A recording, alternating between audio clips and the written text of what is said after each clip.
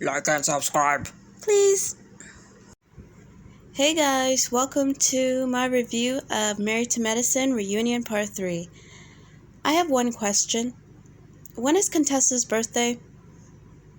Does anybody know? Because it needs to hurry up and come, okay? So she can make a decision on this. Scott and Contessa, I really don't know with them. They're confusing. It seems like both of them don't really know what's going on. And until they figured it out, we, the audience, we're not going to figure it out. So if it can work out, I hope it does for them. And if it's not working, I hope that, they have the wisdom to end the relationship, right? So they bring out the wives with the husbands, right? And I just want to speak on what Eugene's experience was as a doctor in the ER. And, I guess you can't really try to compare and make a scale of who has it worse, who has it, not as bad. Because at the end of the day, you can empathize with other people, of course, but everybody is the center of their own universe. Everybody feels their own emotions, right?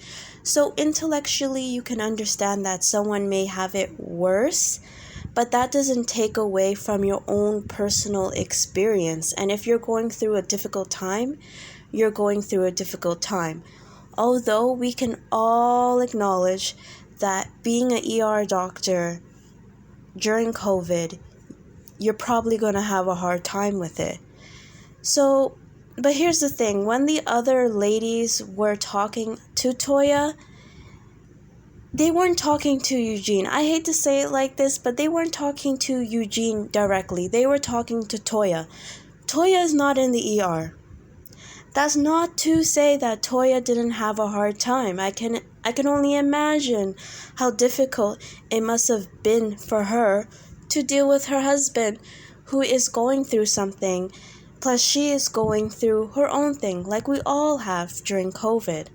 But I think what the other ladies were trying to say is that that's not an excuse to treat people poorly, right? That's not an excuse to lash out and be rude to other people. Because look at Eugene. Eugene, yes, he balled everything in, which is not good. But considering the situation that he was in, he handled it very well. We didn't get scenes of him cussing at Toya. We didn't get scenes of him cussing out the husbands or the other ladies or, lashing out and being dramatic. We didn't get that from him. So if we're not getting that from him, Toya, you can't use what Eugene is going through as an excuse to be mean to people, because then everybody can do that. Everybody can say, oh, well, I'm going through this, that's why I'm this. Oh, I'm going through that, that's why I'm that. Not that you can't lose your cool. Not that you can't feel angry. Anger is a normal emotion. It's part of the human experience. There's nothing wrong with being angry. There's nothing wrong with being sad, right? But as an adult, you have to learn how to be emotionally mature and learn how to express those things in a productive and healthy way. If you have an issue with someone, then you can just talk to them normal. You don't need to yell. You don't need to scream. You don't need to right? She's not the only one on the cast that does, stuff like this, so I don't want to single her out. But I feel like in the defense of the other ladies, that's what they were trying to say. They weren't trying to downplay what Eugene goes through at all. They were speaking about Toya, who, like I said, is not a doctor and is not in the ER, right? So they were talking to her. They were not talking to Eugene. But I definitely enjoyed that moment with Eugene talking about his own personal experience. And even Jackie saying that they have to take the baby away and separate the baby from the mom because in case the mom has COVID, right? And that is really sad. That must be a really hard thing to do emotionally. Because you just gave birth, the first thing you want to do is hold your baby. and then they have to take your baby away. That's just, oh, is COVID over yet? Is it? Now, Curtis made a statement where he said if the women are going to talk about the men, then the men should have a right to respond. And I wonder what you guys feel about that, because traditionally with these housewife shows, along with Married to Medicine, they do have this sort of unspoken rule where the husbands do not get involved with the drama of the wives, right? Because we know how these shows work, right? A large part of them is to have infighting with the women, with the cast. So if the men get involved, it does sort of take it to another level. And personally, I do like the men kind of stepping back a little bit, right? In order for them to kind of get along with each other. I don't want to see the women fighting and then we have the husbands fighting as well. That's just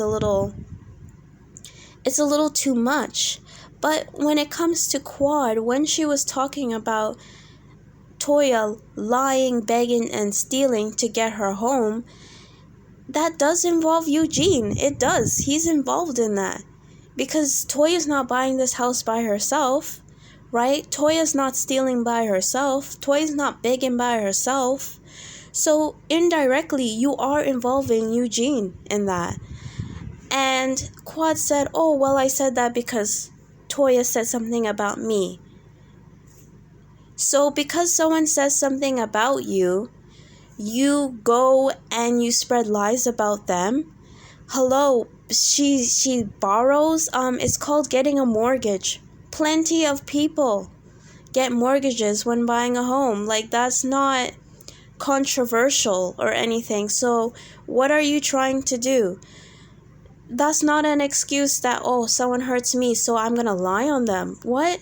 Now, if you're telling the truth, I mean, I still think you shouldn't be petty like that, but if you're telling the truth of what that person did, then fine, by all means. But you literally just sat there and admit that she hurt my feelings, so I made something up. And not only did you make something up that just affected Toya, you made something up that affected Eugene as well. So I just think that's a little bit ridiculous, and I don't think that men should always get involved. I think it's probably in their best interest that they don't, right? Because, I mean, this is reality television, so you have to kind of understand what it is and separate yourself from it a little bit, because you don't want to make yourself look crazy on national television. But I also think it's unfair if you have the women on the show saying crazy, ridiculous things and you expect the men not to respond in some way. I'm not saying that they should cuss them out or anything, but to kind of expect them to have no comment, that is ridiculous, right? Eugene is a very good man, right? Because he could have lashed out at Heavenly, and to be honest, the audience would be cheering Eugene on, because Heavenly and Quad, to a lesser extent, can be really nasty. And as bad as Toya is, I find like Toya will come for Heavenly, right? Toya will come for Quad, but she won't go for Damon, right? She won't speak on Damon. She won't say things that, will go for the family. She will be more direct. I'm not saying that's any better, but that's better than going, I don't know, I just find Heavenly, especially Heavenly, they just, they go low down, and then when people want to respond or when people want to feel a way, they say, oh, well, you're a man, so you can't say anything. That's a little ridiculous to me. If the person's not cussing you out, if they're not being aggressive with you, right?